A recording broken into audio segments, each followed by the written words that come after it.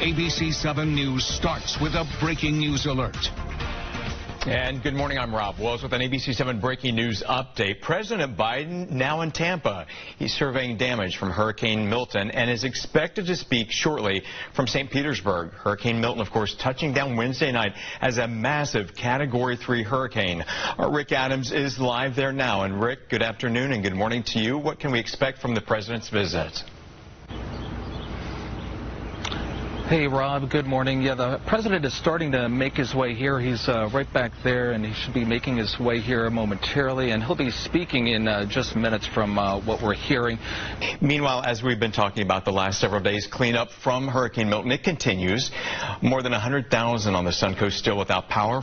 Florida Power and Light at staging sites, working hard to restore the lights to residents and businesses all along the Suncoast as quickly as possible. Plus, now's the time to conserve gas. That's if you can. More stations opening up this weekend. The lines, as you can imagine, very long, so take a lot of patience. Destruction along the Suncoast, fallen trees, scattered fences, power lines on the ground, and so many homes damaged. Some of the areas hit hardest, also impacted by Hurricane Helene. We're talking just barely 2 weeks ago. Bradenton Beach, just one of those locations that we know of. ABC 7's Sophia Vitello taking a closer look. Hey there, this is Sophia Vitello with ABC 7 News. I'm now on Bradenton Beach. There's residents and business owners making their way back through the island, trying to start things again to get back to some sort of normalcy. But I want to show you what I'm seeing here. Look over here to your right. There's a house behind there. Can you see it? Can you even tell? There's a pile of debris, piles of giant tree branches, even an entire tree that have fallen here in front of this home. I want you to keep walking with me because I want to show you the house itself. If you come around the corner here, look at that. You can see inside of this person's home. Windows, tables, dressers, memories, pieces of someone's life. Now out on the road for everyone to see, really, and just debris everywhere. It's a devastating sight to know that so many of these residents, so many of these business owners were recovering from Helene, and now they're doing it all over again from the beginning after Hurricane Milton. I'm going to keep you updated on the damages here on Bradenton Beach. Siesta Key seeing flooding from Hurricane Milton as well. People losing even more on the island just weeks after Debbie and Helene as well. Take a look at the damage. It almost looks like a bomb was dropped there in certain parts of the area. So much destruction. It's so cruel because you see it's intermittent, right? You see one home completely decimated, another one minor damage, and then maybe another one across the street. It looks like nothing happened at all. It's just so unpredictable there, the surge, and even more on the East Coast, obviously over in St. Lucie County where all those tornadoes touched down. Again, Milton once again leaving so many streets underwater. It's going to take a while to get things back to normal, get the debris off of those streets as well. So many power lines down. The governor saying all throughout this siege that if you do see a power line down, naturally assume that it's live. You don't want to try to drive over it, move it, do anything that might endanger you or your family. Meanwhile, ABC 7's Misty Webb with the latest. I'm out here in Siesta Key where Hurricane Milton made landfall. Since being out here, I've noticed many things such as flooding here in this townhome community area. You can see although the storm surge has receded, there is still a current going over there. Another major thing that we have noticed as well is debris. So if you look at this house over here, you can see that the door is completely gone from the hurricane. You can even see the garage door is broken. And on the side of the house, you can see here that the wall is completely collapsed. We've also seen debris kind of filling the roads on the side here. You can see the couch here, these trash bags kind of blocking the road, and people right here actually, for example, trying to make their way around the debris. Reporting in Siesta Key, I'm Misty Webb. It's unbelievable when you see that. It's almost like your life, at least a part of it, is on display for everybody to see, not only your neighbors, but anybody driving by. It is an unreal sight to see. Take a look at those images, though. The Suncoast grounded. The Sarasota Bradenton International Airport remaining closed until Wednesday morning. This as crews continue to clean up from Hurricane Milton. Mike with a look at all the damages there. Why isn't the airport open? Well, this is one of the reasons right here. This is an antenna that the airlines would use to communicate here to the airport. that piece of metal used to be right here attached to this building, right here. Literally ripped off the wall. That thick cable that's the lightning arrestor, that was just snapped in two. So that's one reason right there. The rest of it is this. This is the roof. This is the roof of the airport. So when the first side of the eye came across, it started to pull up some of the roof. But then the winds went dead calm here at the airport. And then when the second side of the eye came through, then a whole bunch of this started to come on up. And this is pretty much the way the entire roof looks. All the way down there. That's all the way down to the terminal building, and the roof looks exactly the same. Not only does all of this roofing material have to come up, but what's underneath it has to come up. All of that has to be replaced with a temporary roof before the airport can even open. The plan is Wednesday. They got a lot of work ahead. Right, good stuff. We're going to check back in now with President Biden. He is on the ground. We understand, talking with a lot of residents, folks, they're kind of getting a feel. You know, it's, again, one thing to see the images both online and on air from, again, the Oval Office. But I think, and I think Mike would agree with this, it's so much different. You've been in a lot of areas where there's been catastrophic weather over the decades that you've been doing this. And it kind of gives you a perspective when you're literally shaking somebody's hand, you're looking them in the eye of the neighbor that lost their entire home or their business. I think it gives it more of a personal appeal, and it tells a story. You know, they say a picture is worth 1,000 words, but sometimes just a pat or a shake or a hug means even more. Biden visiting Tampa to survey damage left behind by Milton. Our Rick Adams was there when Air Force One touched down. President Joe Biden was here on St. Pete Beach here on this Sunday morning. He did speak in front of this home that is completely obliterated from the storms. Here's a little more on what he had to say. Just met a number of the homeowners were wiped out, and the Coast Guard, the fire department.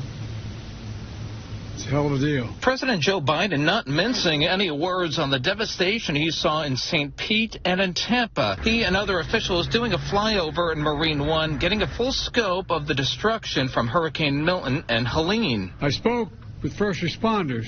We've been working around the clock. I also met with small business owners here and homeowners who have taken a real beating these back-to-back storms. And they're heartbroken and exhausted. One of those residents who lost her home and lost everything is Elizabeth Davies. I'm optimistic. You know, before the storm, all the news said that there was no funds for FEMA, so I'm hoping, you know, Biden's presence here will actually let him see the destruction. And there's no gas, people don't have power, there's barely any food.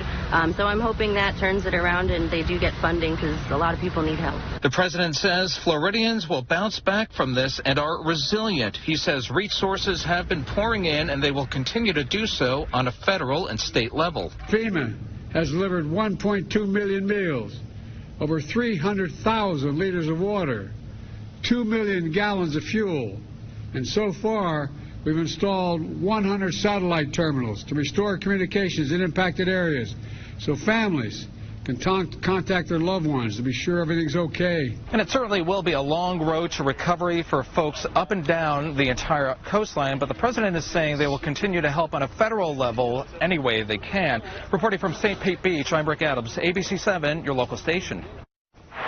Governor Ron DeSantis speaking in Treasure Island, discussing the rebuilding process across the state. And the governor says there are still over 800,000 residents in the state without power. DeSantis also said that debris left from Hurricane Helene is making the cleanup process even more difficult. And both Sarasota and Manatee County schools remain closed today. Manatee County students were already scheduled to have the day off before the storm, while Sarasota County is working to assess conditions today.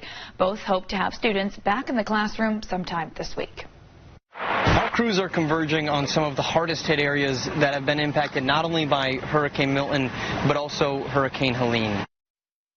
FPL crews are working around the clock to help get the power back on for their customers. And they estimate that 95% of power will be restored by the end of the day Tuesday for Sarasota and Manatee counties. And in Sarasota County, trash pickup will resume today, and recycling pickup will start on Thursday. Debris pickup that will also resume today. Multiple Manatee County office buildings opening up this morning. This includes the Manatee County Administration Building, the Manatee County Public Safety Center, and other city offices. And Hurricane Milton sending trees, debris, and everything else flying during the storm. Savannah Kelly takes us to a massive tree that was uprooted during the storm. I'm in the Sapphire Shores neighborhood looking at some of the damage here, and one of the most striking things that we have seen so far is this tree. It was completely uprooted, and it's just massive. The roots are nearly triple my height, so that just tells you how powerful these winds were to be able to take this thing up from the roots. And you can see that it took up a concrete slab from the sidewalk and actually lifted it up when this tree came out of the ground. So very powerful storm to be able to do that. Now there is a lot of debris in this neighborhood, a lot of downed trees, a lot of limbs in people's yards. There are a few people out and about getting these yards cleaned up, but it's definitely going to be a long recovery process. Reporting in Sarasota, I'm Savannah Kelly. And in Bradenton, for anyone that needs help filing claims related to Helene or Milton, the Florida Department of Financial Services will be on hand to help today at Bradenton City Hall. Representatives from several insurance companies will be on site to help with the recovery process. This is today from 10 to 5. They do recommend that you bring an ID, insurance cards, and insurance policy information, any pictures or any documentation of the property being claimed, and repair estimates. Well, coming up, we have more on filing those insurance claims, including how to get help from FEMA. A full report from our Leslie Lacey. That's next. Information for you this morning if you sustained damage from Hurricane Milton. Leslie Lacey looking at insurance claims and the best way to get the ball rolling with FEMA. Joining us now with insight to help you file your post-hurricane claims is Mark Freelander. He is the Director of Corporate Communications for the Insurance Information Institute, which empowers consumers with the information that they need to make educated decisions and manage risk. Hello, welcome to the show. So, first question for you, what steps should you take after the storm passes?